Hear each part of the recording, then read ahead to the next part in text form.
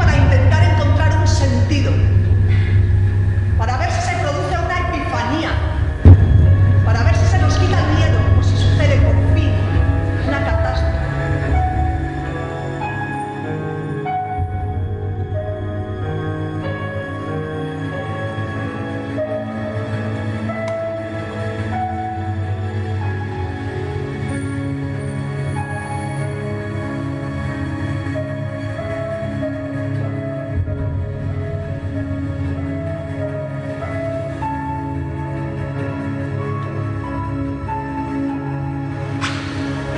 Cuando alguien busca,